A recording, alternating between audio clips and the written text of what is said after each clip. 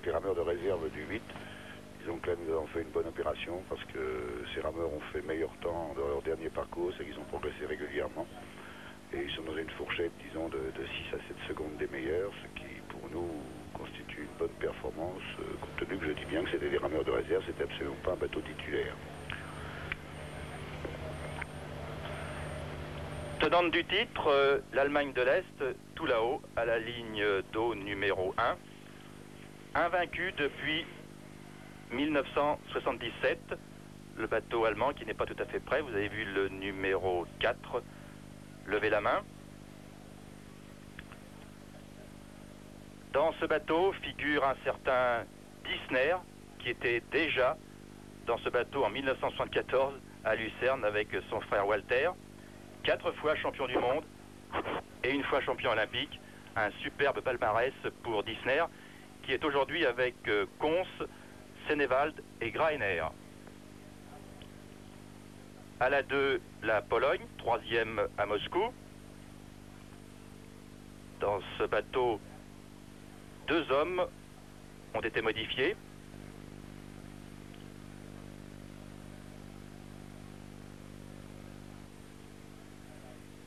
Dans le bateau des États-Unis, un homme nouveau, le numéro 3, Alt Cruz, qui remplace Woodman. Les 3 autres sont ceux de l'an dernier à Munich.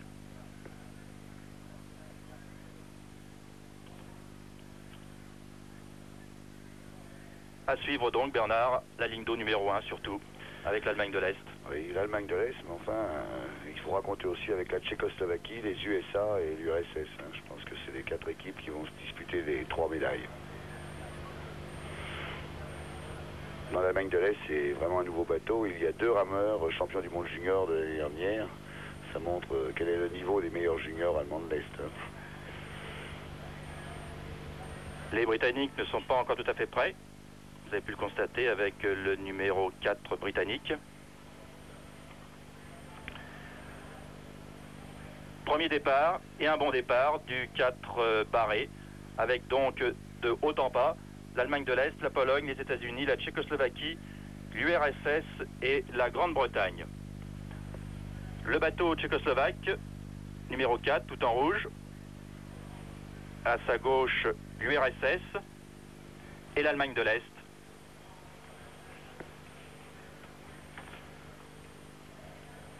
Les Tchécoslovaques avaient fait une surprise en éliminatoire parce qu'ils avaient sorti les Russes qui les envoyaient en pêchage.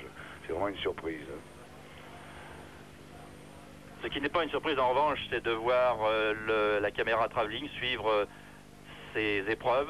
Ça va nous permettre de les suivre d'une façon remarquable. Il faut dire que les Suisses sont habitués à travailler sur ce lac puisque chaque année ont lieu les régates de Lucerne avec les meilleurs bâtiments du monde entier.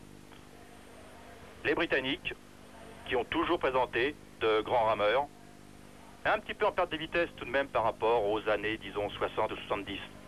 Oui, effectivement, il y a une petite perte de vitesse, notamment dans leur bateau roi, qui est le 8. Mais je pense que l'aviron britannique a suffisamment de réserve pour se permettre de ressortir très rapidement.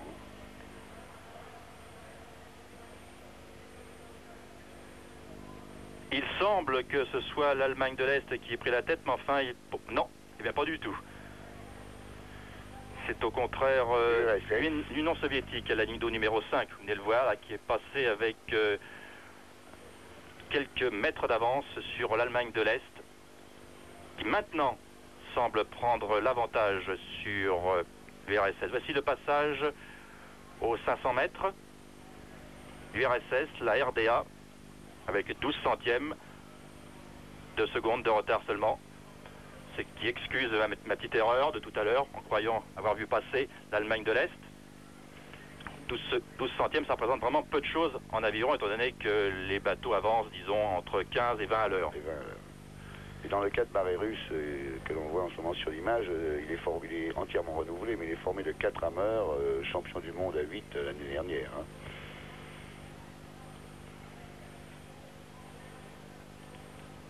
L'Union soviétique qui n'a plus battu l'Allemagne de l'Est depuis Montréal.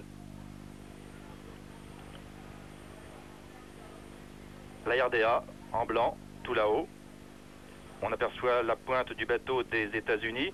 Et là, la Tchécoslovaquie et l'URSS, bord à bord, la Grande-Bretagne semblant décrocher. Donc pour l'instant, Allemagne de l'Est, à mi-course, qui a pris là nettement l'avantage.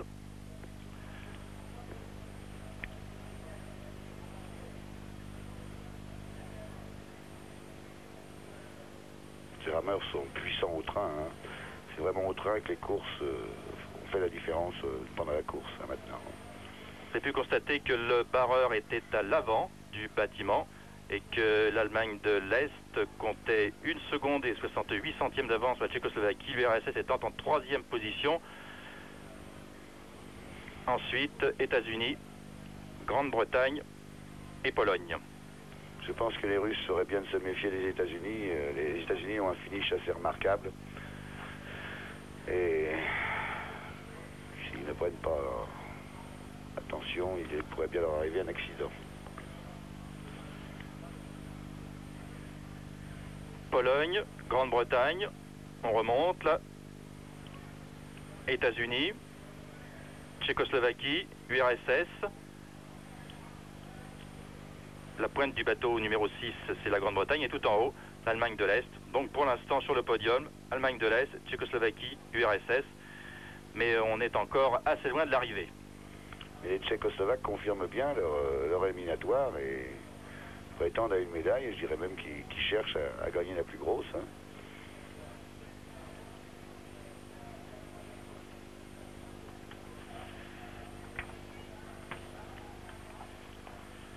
L'Allemagne avec Dissner, Kons, Senewald, Graener.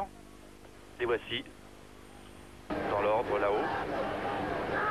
Et les Tchécoslovaques avec Karel, Jan, Nesigi et Kaska.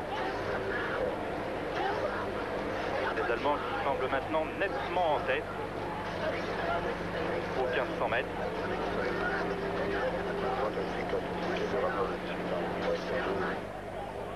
Oui, ils ont pratiquement maintenant course gagnée avec plus de 4 secondes d'avance à 500 mètres de l'arrivée.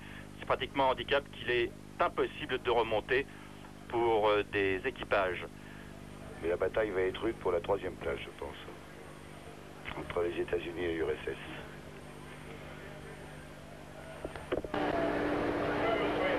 Allemagne de l'Est, donc 2e pour l'instant la Tchécoslovaquie. Alors URSS, États-Unis pour la 3e place. Et la Grande-Bretagne bien revenu. Oui, c'est ça aussi.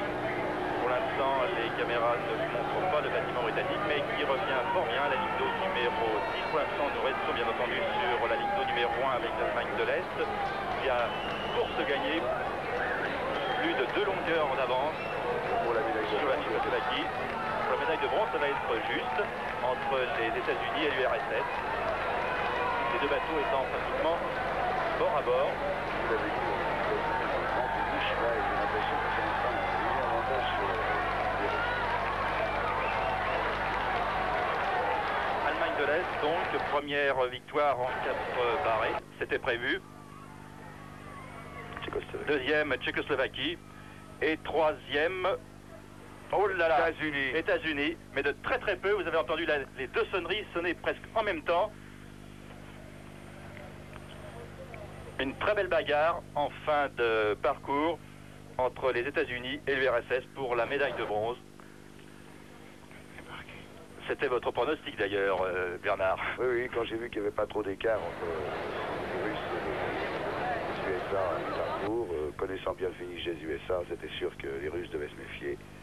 Au ralenti, donc pas de problème pour la première place. L'Allemagne de l'Est, première médaille d'or. Pas de problème non plus pour la deuxième, la Tchécoslovaquie, médaille d'argent. Mais en revanche, très belle bagarre entre la 3 et la 5, États-Unis. Vous voyez, une pointe de bateau. Les États-Unis donc, médaille de bronze du 4 barrés.